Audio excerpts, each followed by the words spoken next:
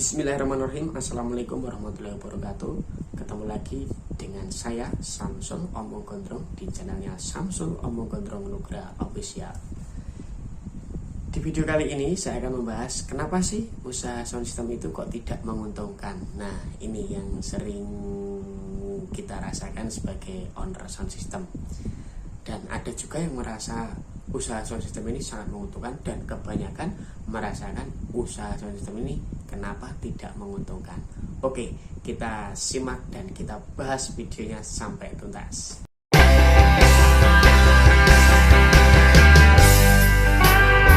Nah, teman-teman, kenapa sih usaha sound system itu kok tidak menguntungkan? Nah, ternyata sesuai dengan riset yang saya alami, sudah hampir 2 tahun saya bisnis sound system atau usaha rental sound system, juga merasakan seperti apa yang teman-teman rasakan. Kenapa usaha sound system itu tidak menguntungkan? Nah, jawabannya seperti ini. Kesalahan kita membuka rental sound system itu dari awal, itu jelas dari awal. Karena kalau kita merasa sound ini adalah hobi, maka di situ kita hanya ingin mendapatkan kepuasan, bukan mendapatkan penghasilan secara finansial. Kita hanya bisa mendapatkan penghasilan secara batin, yaitu kepuasan. Nah, gimana sih usaha sound system itu biar menghasilkan? Caranya harus kita bisa menghitung dari mulai keperluan yang paling baku dan paling inti-inti dulu untuk persiapan memiliki usaha sewa sound system. Seperti wajib kita harus memilih kabel-kabel, kemudian yang kualitas menengah ke atas. Kemudian untuk speaker kita juga harus memilih yang produk-produk yang sudah memang terbukti. Kemudian yang ketiga, kita juga harus bisa menghitung antara keperluan speaker, power, kemudian untuk konsumsi strom atau kelistrikan. Nah, jadi perpaduan 3 itu harus benar-benar kita hitung. Tidak asal kita membeli speaker yang watt besar, tapi kita tidak punya power untuk memberikan support tenaga ke speaker tersebut. Dan kita jika sudah punya power besar, kita juga harus bisa menghitung bagaimana kita bisa menghidupi power tersebut hanya dengan menggunakan genset odong-odong atau mesin dompeng. Nah, dari awal membangun sound system itu yang kita perhatikan yaitu cara kerja sound system. Untuk menghasilkan suara yang maksimal harus diimbangi dengan apa? Jadi sama halnya sound system itu dengan kita. Kalau kita ini kecil, agar kita ini seimbang antara pekerjaan dan konsumsi tenaga, itu kita jangan terlalu mengover atau jangan terlalu memboroskan tenaga untuk fisik kita yang kecil atau yang lemah. Jadi harus imbang. Konsumsi makanan itu juga tidak harus daging-daging, tapi yang kaya akan protein, kayak telur itu aja mungkin biayanya nggak begitu mahal. Tempe juga nggak begitu mahal. Tidak harus kita makan daging, minum susu atau dan lain-lain. Sama halnya dengan sound system ya.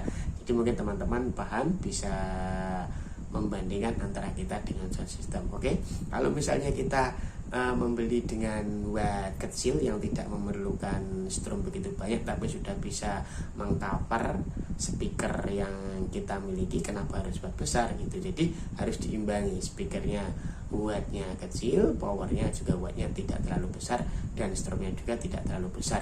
Kita sudah punya keuntungan di modal ya, kita sudah punya keuntungan di modal, modalnya minimal, konsumsi strom juga minimal, otomatis untuk konsumsi BBM juga sangat minimal. Itu dasar yang perlu dimiliki ya. Setelah kita memilih kabel, atau itu yang paling pokok-pokok, dan itu juga harus perlu kita pertimbangkan kalau ingin membangun usaha sound system. Oke. Kemudian banyak sekali kita temui pengusaha sound system atau pemilik rental sound system itu sudah bertahun-tahun tapi gitu-gitu aja, tidak melihat perbedaan ya pola hidupnya, tidak melihat perbedaan pola hidupnya ketika dia misalnya keluar rumah atau mungkin posisi di rumah, kok kelihatannya kok gitu-gitu aja, ngono-ngono tok. Nah, karena apa? Kebanyakan orang yang dari awalnya membuat sound system itu berdasarkan hobi, itu hanya kepuasan. Mendapat hasil sedikit dari rental, itu langsung dikembangkan untuk membeli alat ya. Dan alat yang pertama biasanya itu dijual atau di-upgrade. Nah, setelah di-upgrade, otomatis pengupgradean itu tidak hanya cukup dari menjual alat yang lama, tapi pasti ada penambahan dari penghasilan rental yang baru. Pada akhirnya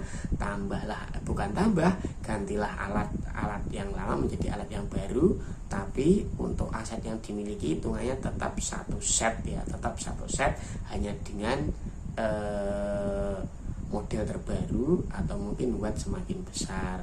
Kalau wattnya semakin besar, strumnya semakin besar, otomatis harus nambah beli genset lagi. Nah, mungkin dari pembahasan sedikit itu teman-teman sudah bisa memahami ya, kenapa kok tidak ada hasilnya. Karena hasilnya habis untuk membangun sound system itu sendiri. Nah, mungkin sedikit pengalaman yang saya alami. Kalau saya punya prinsip, daripada saya upgrade mending saya nambah. Nah, nambahnya gimana? Nambah memang satu spek full. Duitnya dari mana? Dari kita kumpulkan. Kita itu kalau membangun sound system jangan sampai nyicil. Kalau sampai membangun sound system itu nyicil, bener-bener punya ini dibelikan, ini punya ini dibelikan, itu nggak akan jadi loh, nggak akan jadi spek sempurna. Jadinya sound system sampai nanti menjadi gaduh-gaduh audio. Lalu sudah gaduh-gaduh audio, didokterkan kemana saja atau operator sehandal apapun tidak akan bisa ya untuk mau mixing dan mungkin setting, mulai dari instalator kabel itu pun sudah semrawut gitu loh, mulai pengaturan udah semrawut. Jadi saya rasa tidak akan maksimal. Lebih baik sampai tabung duitnya, kalau sudah terkumpul sesuai dengan target yang sudah kita targetkan, baru kita menyepek satu sound system untuk spek apa keperluannya, misalnya spek hajatan, spek konser atau spek apa. Nah, itu sesuai dengan budget yang sudah kita miliki. Dan ketika nanti sampai sudah ada rezeki, yang ada itu biar aja, karena itu udah spek jadi, jangan dioplos-oplos, jangan digonta-ganti ya. Jadi kalau sampai punya duit mau nambah lagi spek baru, supaya yang itu tetap bisa dipakai dan disewakan dengan harga berbeda. Misalnya spek lama ya tetap disewakan dengan harga yang lama, spek baru disewakan dengan harga yang baru yang lebih tinggi. Kurang lebihnya seperti itu yang saya alami, sehingga usaha sound system itu kelihatan hasilnya, ya kan? Jadi walaupun hasilnya sound system lagi, totalnya kita sudah punya dua.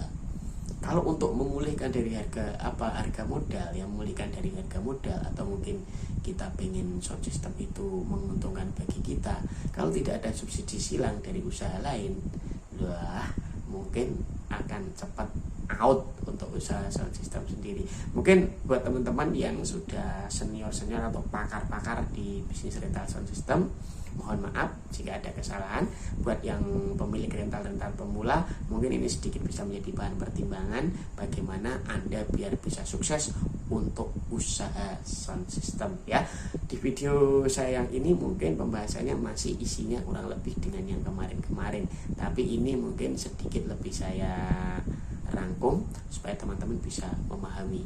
Oke, terima kasih sudah menyimak video saya, mudah-mudahan bermanfaat. Jika bermanfaat, jangan segan-segan untuk di-share, dikasih like, kemudian tulis di kolom komentar. Jangan lupa juga hidupkan loncengnya, di subscribe ya. Terima kasih, cukup sekian dari saya. Wassalamualaikum warahmatullahi wabarakatuh.